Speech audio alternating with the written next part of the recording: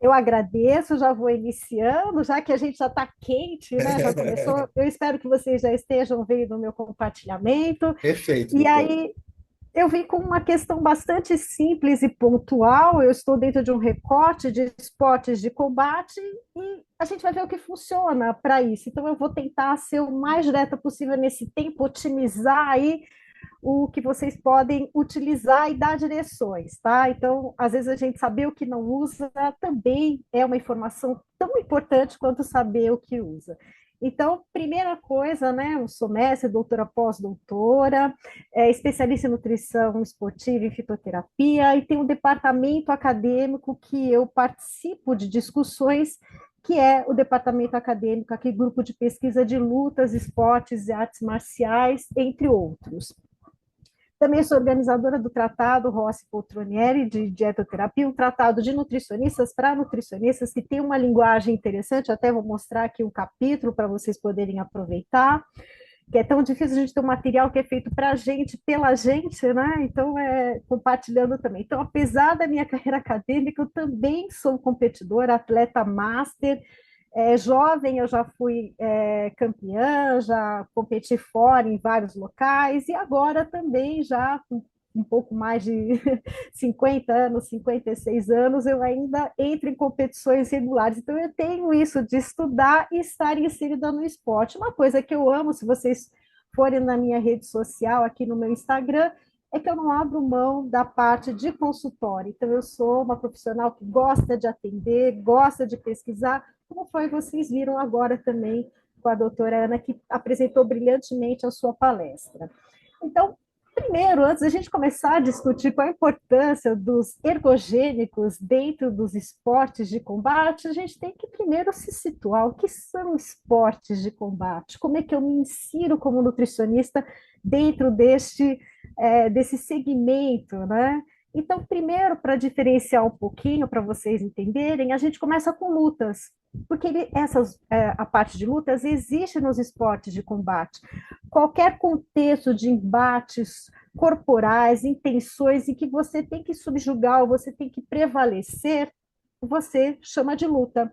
Então, a gente pode ter não só no conceito físico, mas luta pelos direitos das mulheres, lutas pelo reconhecimento do nutricionista, entre outros, mas a gente também pode ter embates físicos em que você tem ali conteúdos humanos contraditórios.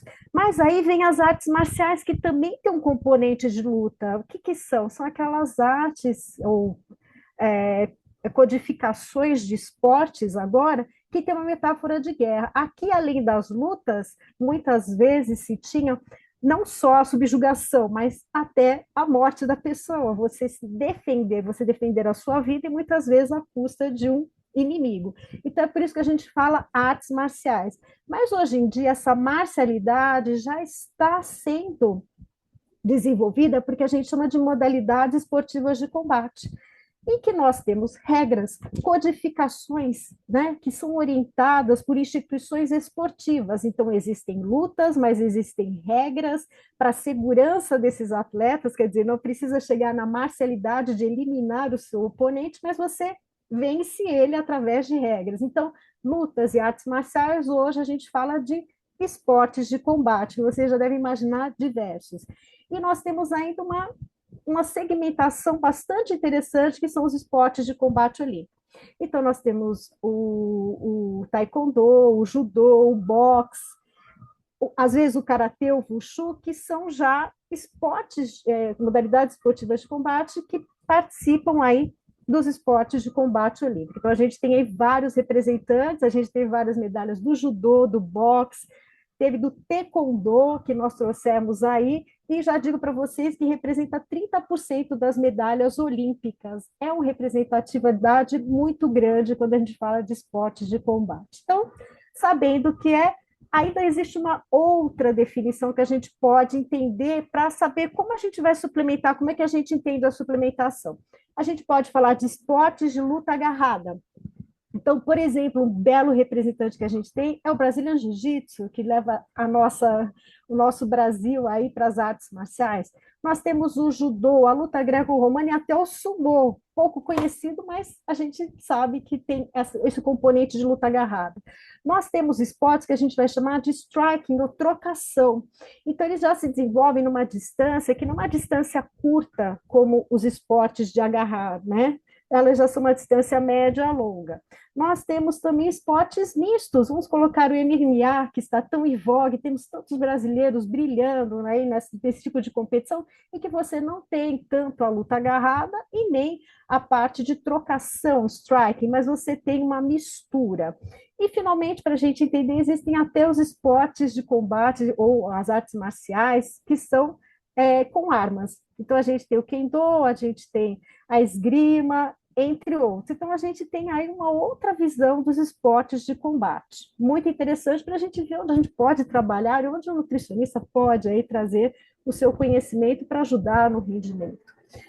Finalmente, uma coisa muito importante para a gente entender qual é a característica fisiológica, metabólica, para que a gente possa aí ter um perfil de suplementação mais direcionado. São ações intermitentes, então elas são intercaladas por ações que podem ser de alta, altíssima intensidade, mas também de baixa intensidade no mesmo momento da luta, no mesmo momento do desenvolvimento desse esporte. Isso por quê? Porque existe esse momento de pausa, mas também por interrupção de árbitro, entre outros. Então, não é um esporte contínuo, ele é um esporte intermitente de altíssima intensidade. Então, eu tenho tanto metabolismo anaeróbico, lático e alático, como eu tenho metabolismo aeróbico, isso acontecendo durante os treinamentos e durante as disputas. Então, a gente costuma a classificá-lo como um treinamento de intensidade intervalado de altíssima intensidade, ou HIIT, como a gente vê em algumas outros esportes. Então, assim que a gente encara, assim que a gente vê os esportes de combate, ou os esportes de combate olímpico. Embora seja muito recente essa proposta, ela tanto está presente na prescrição nutricional, como na preparação física desses atletas. Só para vocês terem uma ideia, eu trago aqui um trabalho que explorou 20 mil atletas, né, e uma revisão sistemática feita por uma equipe de brasileiros, né, então é um trabalho que foi publicado por uma equipe aqui do Brasil, e que coloca essa característica de esforço e pausa que a gente tem no treinamento de intensidade, de alta intensidade intervalado, o HIIT. Então, se vocês olharem aqui no MMA, a gente já tem uma grande discussão de como ele é, qual é o metabolismo, qual é a fisiologia e como realiza o treinamento. Então, a gente tem uma relação de esforço e pausa no sexo masculino de 1:2 e para as mulheres de 1:4. Então, isso determina muito de como a gente vai lidar com a nutrição e a prescrição ergogênica para a melhora do rendimento quando a gente tem esse metabolismo tão peculiar para os esportes de combate. Aí a gente vai para a prescrição. Como é que é feita a prescrição? Como vocês já viram, né? Nutricionista, a gente tem o mesmo DNA, é a mesma coisa. A gente primeiro vai na base da prescrição, que é a nutrição. Primeiro, o alimento, comida de verdade.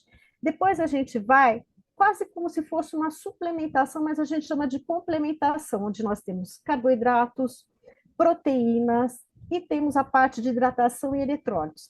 Para a suplementação, que é aquele topo da pirâmide, que é o ajuste final, a gente tem algumas substâncias ergogênicas, que depois que a gente arruma a base, as duas bases anteriores, aí ela faz uma tremenda diferença.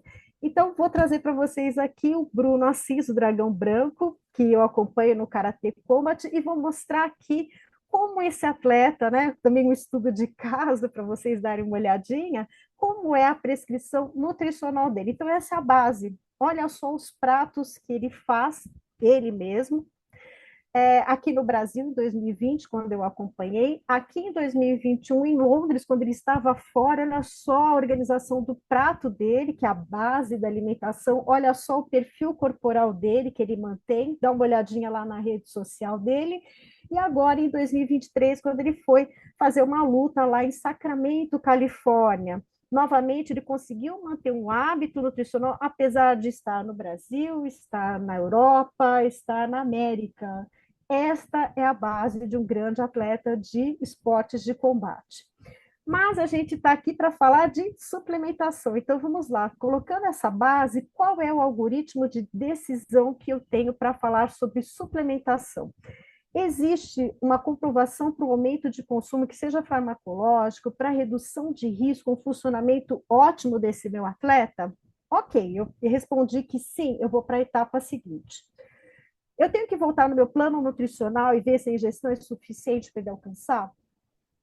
Ele pode consumir isso através dos alimentos que ele tem da ingestão alimentar? Se eu respondo não, então eu vou suplementar. Então, sempre a base é a alimentação ou a complementação. Suplementar seria a última etapa.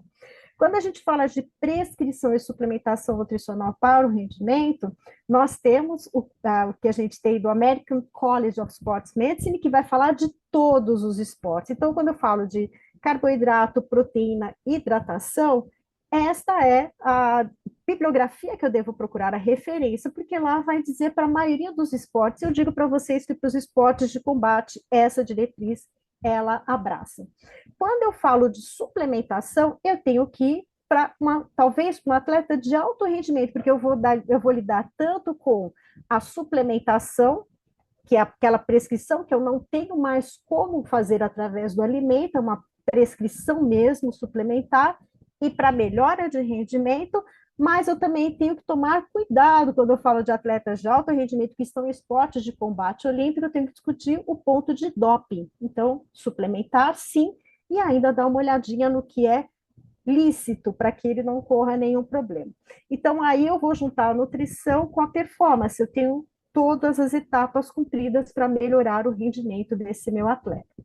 Ainda colocando, eu vou colocar o que tem o documento do Comitê Olímpico para vocês e vou colocar o que é específico para os esportes de combate, porque a minha questão aqui é responder o que funciona para esportes de combate. Então, primeiro vamos pegar o geral. O Comitê Olímpico Internacional, ele coloca vários pontos para que eu prescreva suplementos ergogênicos para atletas de alto rendimento de esportes de combate. Então, vamos lá. O que tem boa evidência para alcance específico do rendimento, quando aplicado em abordagens específicas. E eu vou ainda refinar para os esportes de combate. Creatina, cafeína, bicarbonato de sódio, beta-alanina e nitrato. A gente chama os top 5, que são esses que a gente usa com muita segurança para a maioria dos esportes e vai trazer um benefício ergogênico. Depois a gente pode fazer alguns recortes, sistema imune, capacidade de recuperação, composição corporal, entre outros, mas isso daqui não é o que eu vou discutir para vocês. Eu vou discutir mais o que está dentro do benefício do alcance em abordagens específicas, tá bom? Aí nós ainda temos uma discussão. Por exemplo, quando a gente fala de cafeína, ele pode ainda ser suplementado, mas também pelos alimentos. Então, doses, dependendo se a dose é baixa, eu posso, através de alimentos, conseguir a quantidade para um efeito ergogênico. Outro também é o nitrato, através da beterraba. Nós também podemos dar através da alimentação, de uma prescrição pré-treino. Quando a gente fala de creatina, quando a gente fala de beta-alanina e bicarbonato, não há como suplementar através de alimentos específicos. Então, eu tenho que ir para uma suplementação direta. Todos esses, segundo o Comitê Olímpico, têm benefícios para a sua suplementação, tá bom? Então, cada um especificamente fala dentro do Comitê Olímpico dos seus usos, das suas observações de risco, todos os suplementos têm um risco embutido, né? Podem trazer algum efeito ergolítico. Então, como a gente viu na creatina, são os sintomas gastrointestinais. Então, um atleta pode ter esse tipo também de desconforto, como a gente viu na palestra anterior. Para isso, eu disse para vocês que eu ia fazer um convite, eu deixo, porque esse convite de vocês olharem o capítulo de nutrição esportiva que a gente tem do Tratado de Nutrição e Dietoterapia, para que vocês vejam esse parâmetro mais geral da prescrição. Nós traduzimos o que consta no Comitê Olímpico Internacional, então, se você tem acesso na base da sua biblioteca ou em algum lugar, você pode ter, então, esse conhecimento aí traduzido.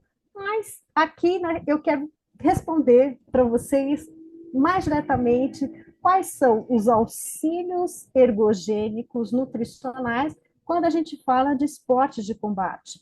Não é a minha experiência, embora eu tenha uma experiência, possa compartilhar com vocês, eu vou trazer isso através de uma revisão sistemática com meta-análise, que é quando a gente pega vários estudos que têm um peso, né, na sua conclusão, foram bem delineados, foram bem detalhados, e aí eu extraio essa informação junto com outras e dou um peso, se isso diz que é positivo ou não. Basicamente é isso. Então, quando a gente fala que vai apresentar um trabalho que tem uma revisão, é muito interessante, mas quando tem uma meta-análise, eu ainda vou ponderar o peso que isso tem quando eu falo de evidência científica. Então, é isso que eu vou trazer para vocês.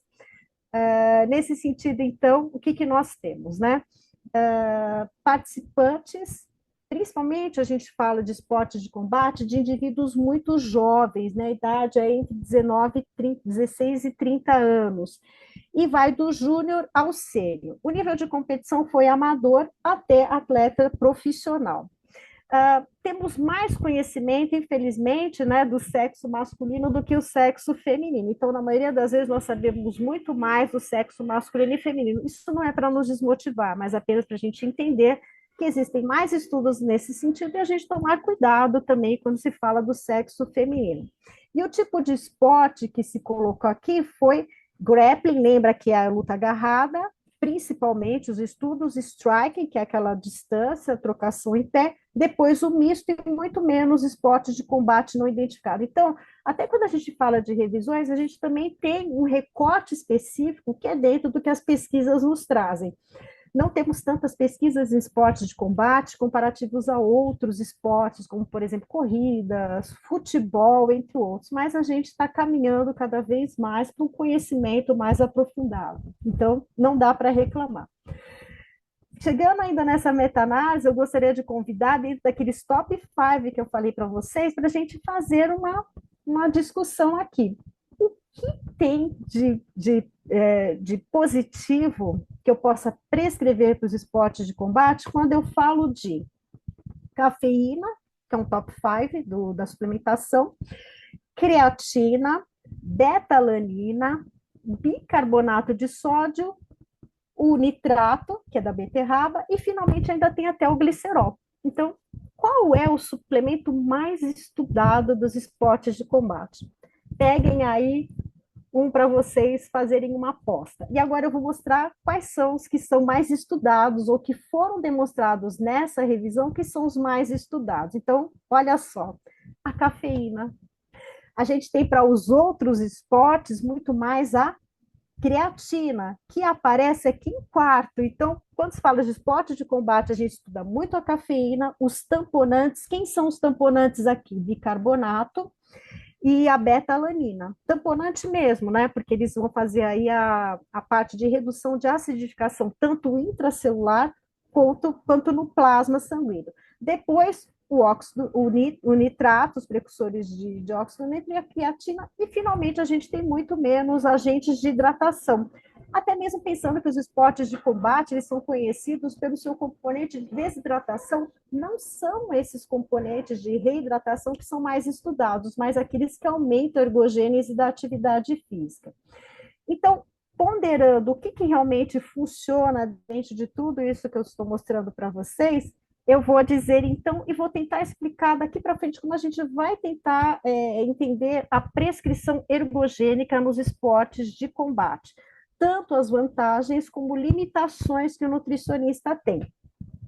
Então, meus queridos, os suplementos ergogênicos, né, que melhoram o desempenho em habilidades específicas de combate. Então, peraí, então eu conheço como age a creatina, como age o nitrato, mas eu preciso olhar dentro dos esportes de combate se eles aumentam habilidades específicas. Quais são habilidades específicas que eu preciso observar nos esportes de combate? Números de ataque, arremessos e golpes é bem diferente quando a gente pensa no futebol, quando a gente pensa no basquete, né? A gente pensa em dar mais socos, em dar mais chutes. Isso tem que melhorar, isso o suplemento tem que fazer o seu efeito ergogênico. Força de pressão palmar ou manual, que a gente já viu aí, para a saúde, né, voltada à sarcopenia, bem como aspectos físicos gerais. Por exemplo, tempo até exaustão, o quanto você aguenta. Se eu tenho rounds de 3, de 5 minutos, eu preciso ter um rendimento contra a exaustão. Potência, percepção de fadiga. Um atleta que está fadigado, ele não consegue chutar, não consegue socar, não consegue fazer uma finalização. Frequência cardíaca e o metabolismo anaeróbico, que são os chutes, os socos, as defesas. Então, isso é que entra na avaliação ergogênica. O resto talvez não sirva, correr mais rápido, correr mais distante. Não, isso não serve para os esportes de combate, porque não é uma habilidade específica para este esporte.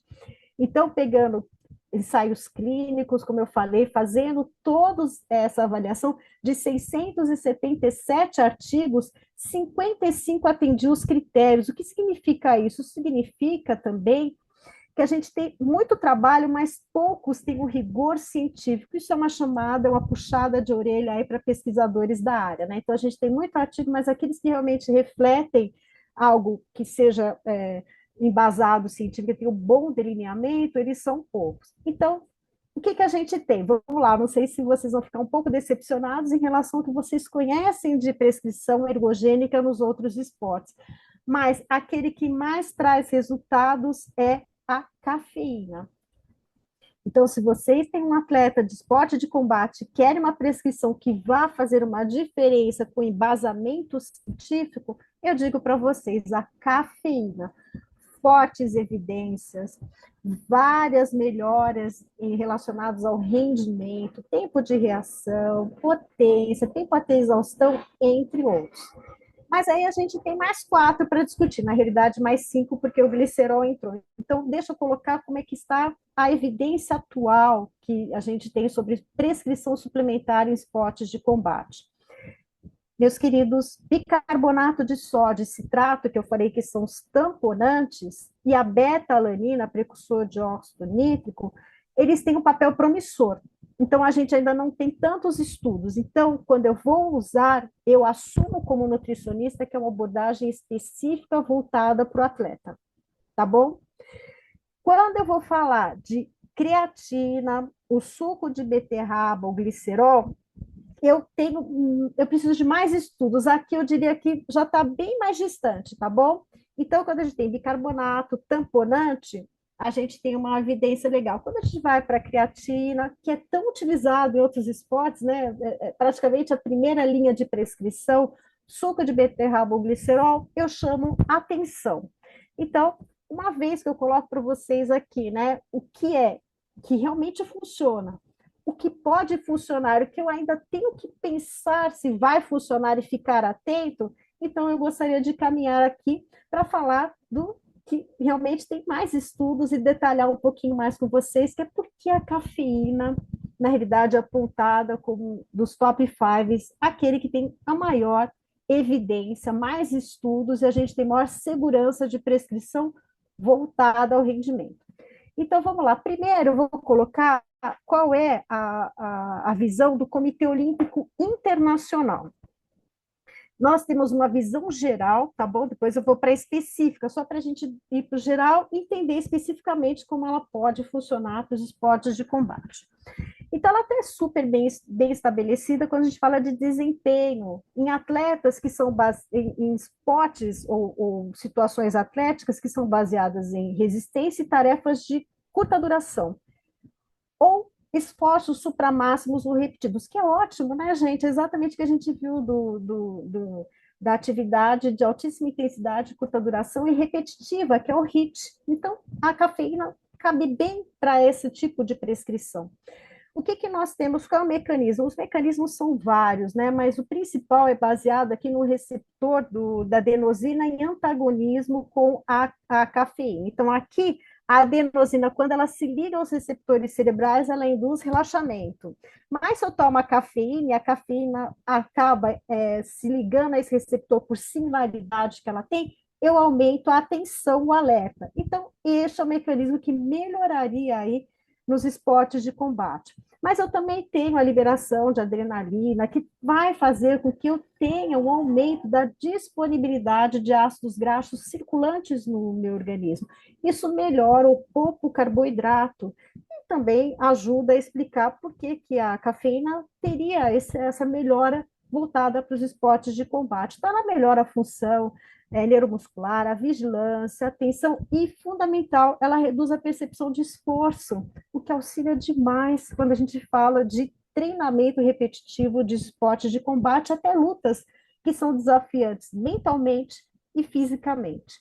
Outra coisa também, existem dosagens relacionadas à ergogenia, dosagens que vão de leve, 3 miligramas por quilograma de peso corporal, uma dosagem moderada entre 5 e 6 e uma dosagem alta entre 6 e 9. E isso guarda uma relação de intensidade, mas também de efeito, que a gente precisa tomar cuidado, eu vou discutir com vocês. Então, o protocolo de uso para a maioria dos esportes é 3 a 6 miligramas, na forma de cafeína anidra ou comprimido em pó 1 hora antes, tá? Isso é o Comitê Olímpico. Se eu vou dar doses mais baixas e tiver uma prescrição conjunta com carboidrato, eu aumento esse poder ergogênico. Então, doses mais baixas com carboidrato são interessantes. Qual o impacto no desempenho? Gente, são todos esses aqui. Capacidade de resistência, atividade contra relógio, sprints de curta duração. Por que aqui eu estou sublinhando? Porque isso é para esportes em geral. É o que o Comitê Olímpico coloca. Mas qual é a discussão que a gente tem aqui? O que melhora para os esportes de combate? Então, primeiro, a visão geral. Eu já tenho uma segurança na prescrição da cafeína e a melhora de diversos fatores que impactam no desempenho de atletas. Eu também tenho efeitos que eu chamo de ergolíticos, que é o contrário do ergogênicos, que pioram o rendimento. Quando eu aumento a dosagem de cafeína acima de 9 miligramas de cafeína por quilograma de massa corporal, eu começo a piorar o desempenho. Então, ela tem uma dose que ela é ergogênica e outra que ela começa a ser prejudicial. Vários efeitos colaterais negativos. Então, queridos, sempre testar a sensibilidade que o atleta tem à cafeína. Acima de 9, eu sei que vai dar problema, mas pode dar problema em 4, em 5, e a gente sempre tem que testar, tá bom? Então, sempre antes a gente precisa observar isso. Outra coisa, sempre concomitante com a ingestão de carboidrato, porque eu abaixo a dose, mas como eu dou carboidrato, então eu melhoro aí a sensibilidade que se tem ao efeito da cafeína. E, finalmente, gente, o efeito diurético, como é uma prescrição aguda, eu dou 1 hora antes do exercício, isso não impacta na hidratação nem durante a luta, nem durante o treino de basquete, vôlei, entre outros. Então, o impacto na desidratação da prescrição de cafeína é pouco, porque é uma prescrição aguda. Mas aí, colocando essa visão geral, deixa eu mostrar para vocês como é que a gente trabalha nos esportes de combate. Quando a gente vê aquela meta-análise que fala que a cafeína é ergogênica, eu vou dividir em partes. Primeiro, eu vou pegar, na realidade, a gente tem 8 estudos, ou precisa ter mais, mas eu já tenho uma certeza da prescrição em 8 estudos. Um dia, ou seja, no dia da competição, no dia do treino, eu vou fazer isso, que é o treino que ele precisa, a dosagem entre 5 a 6 miligramas por quilograma, e eu dou 30 a 60 minutos antes. Então, é uma prescrição aguda. Só que eu vou dividir para esportes de combate olímpico que tem a característica de serem striking, tá bom? Porque a gente viu que tem grappling e striking. Quando eu falo de esportes de combate olímpico, como o taekwondo, o karatê e o boxe, se eu der 5 a 6 miligramas de 30 a 60 minutos antes, o que eu espero de efeito ergogênico para melhorar habilidades específicas? Melhora o tempo de relação esforço-pausa, que a gente sabe que é fundamental, há um maior número de ataques, entre 5 a 15%, e melhora o tempo de reação. Habilidades gerais, aumenta a potência, reduz a percepção. Então, é isso quando a gente fala de prescrição. A gente precisa ter um foco quando a gente fala para prescrever a cafeína. Então, eu mostro isso nos esportes de combate, é que eu espero que vá melhorar. Se eu estou falando de esportes do tipo grappling, que eu tenho judô, Brazilian Jiu-Jitsu e wrestling, a prescrição muda um pouquinho. Eu tenho muito mais estudos, principalmente com o judô. E o tempo de duração é um dia, mas as dosagens aumentam. E o tempo de administração tem que ser 60 minutos antes. Então, mesmo quando eu falo da cafeína dentro dos esportes de combate, a prescrição muda dependendo de como eu estou fazendo aí a avaliação. Então, de habilidades específicas, o que eu espero? Que melhore todas essas habilidades, ataques, entre outros. E habilidades gerais, eu tenho resultados mais mistos. Mas é isso quando a gente fala em esporte de combate, a gente precisa ver quais são as habilidades específicas para o esporte que vão melhorar. Então, a cafeína realmente é bastante estudada. Como eu disse, né, como foi apontado, a gente pode prescrever através dos alimentos e existem tabelas que dizem como fazer isso. Eu vou ser bastante sincera, eu não gosto de trabalhar com alimento. Eu dou, na realidade, o suplemento isolado, mas eu gostaria de mostrar para vocês que o Comitê Olímpico diz que dá para trabalhar com dosagens baixas com vários alimentos aqui que são ricos em cafeínas. Então, eu vou deixar para vocês aqui, tá? Então, a gente tem tanto alimentos como a gente tem bebidas ditas energéticas que são ricas também em cafeína. O nosso café, né, já está presente aí no dia a dia, ele pode contar, desde que eu dê aquela dosagem, né, de 3 a 6 miligramas, dependendo se é striking, se é grappling, de cafeína.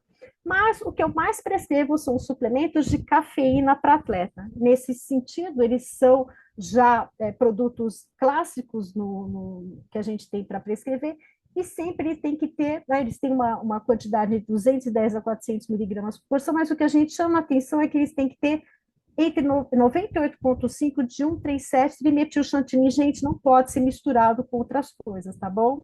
Não pode ter guaraná, não pode ter chá verde, não pode ter mais nada, é só a cafeína, tá? A gente pode, como disse, dar por alimentos, mas sempre a prescrição. Aí a gente vai e fala para o nosso atleta, pegue a cafeína. Aí ele vai e sai comprando, cuidado, por quê? Olha só como o mercado está. Eu tenho cafeína de 200 miligramas por dose, eu tenho de 210 e 250 miligramas. Aqui eu coloquei em verdinho porque são dosagens baixas, não tem problema, mas eu tenho dosagens que são o dobro, 400 miligramas. Eu tenho dosagens que são mais do que o dobro, 460, numa mesma dragem. Então, eu preciso orientar, não é sair tomando cafeína.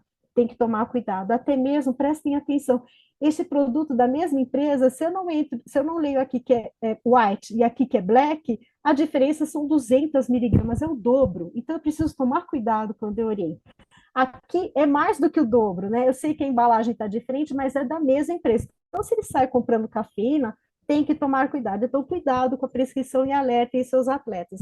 Como eu disse, a cafeína é potencializada pelo carboidrato, lembra? Então, nós temos já géis com cafeína, que ajudam bastante quando eu vou prescrever uma dosagem baixa. Deixa eu mostrar aqui para vocês que também a gente precisa prestar atenção, porque eu tenho alguns que são um cheiro ou uma sugestão de cafeína, e outros que já têm mais do que uma sugestão, né? Ele já tem uma quantidade aqui significativa de cafeína, então também tomem cuidado com os géis de cafeína na hora da prescrição. Nós temos as gomas, nós temos a bala, então a cafeína está presente em várias apresentações. Aqui são algumas gominhas de mascar muito gostosas. E aí a pergunta que não quer calar, Luciana, qual é a melhor apresentação que eu tenho para que tenha um efeito ergogênico quando eu falo de prescrição? Então, eu vou trazer aqui da Nutrient de 2022 quais são as melhores apresentações que a gente tem de prescrição. Então, primeiro, cafeína anidra e a goma de cafeína, né, o chicletinho. Os géis menos, mas aí eu tenho uma dosagem menor. O enxágue bucal menos ainda, o spray nasal de cafeína, eu não aconselho, não é uma apresentação aí tão legal. Então, a gente tem até o veículo sendo aí bastante disponibilizado. Atenção, por favor, às reações acima de 9 miligramas e com álcool, eu começo a ter todos esses efeitos que vão prejudicar mais do que ajudar o nosso atleta, o nosso desportista. Dentro dos efeitos colaterais, né, tem todos esses, e também eu chamo cuidado, quem tem úlcera, gastrite, a gente não vai prescrever a cafeína, porque essa dosagem aguda pode ter um efeito desagradável e até prejudicial para esse atleta. Como eu disse, efeitos com a desidratação, a gente não tem tanto problema aí, tá? Então, os estudos dizem que essa prescrição aguda de um dia não tem problema. Mas eu gostaria de deixar aqui para vocês também sobre riscos e benefícios, que pode ser que no momento tenha um efeito ergogênico, mas que ele carregue um potencial de efeito ergolítico. Então, deixa eu mostrar aqui para vocês, eu adoro esse trabalho, porque primeiro ele coloca aqui, ó, tá vendo um cafezinho mais claro, até um grão de café mais escuro? São as dosagens, que são menos de 3 a 6, acima de 6. Então, aqui é a dosagem. E esse farol colorido são os efeitos que se tem. Por exemplo, dor de cabeça. Vamos pegar um, eu vou só ilustrar um para vocês entenderem como esse material é bastante interessante quando a gente fala de efeitos colaterais no esporte. É uma revisão sistemática. Então, após o exercício, ele pode ter, né, como eu estou vendo aqui, menos de 20% tem dor de cabeça, mas após 24 horas, olha como aumenta o efeito de dor de cabeça. Então, se o atleta ele tem esse efeito após o exercício é uma coisa, mas se perdura 24 horas, eu preciso prestar atenção. E aqui mostra os efeitos em todos os órgãos. O que eu espero após o exercício para acolher o meu atleta é aquele que eu espero até 24 horas do efeito da cafeína. Então, se for prescrever, também tomar esse cuidado após e saber 24 horas após qual é a reação, o retorno do seu atleta paciente.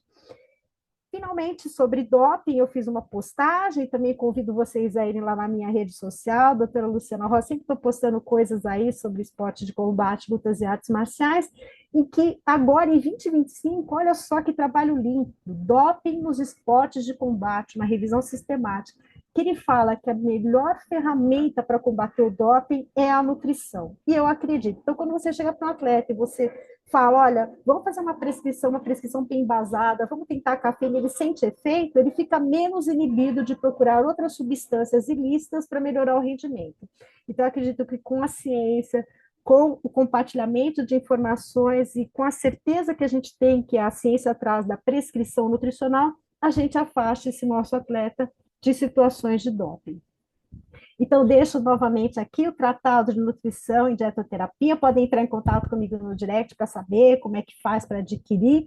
Essa é a parte de nutrição esportiva.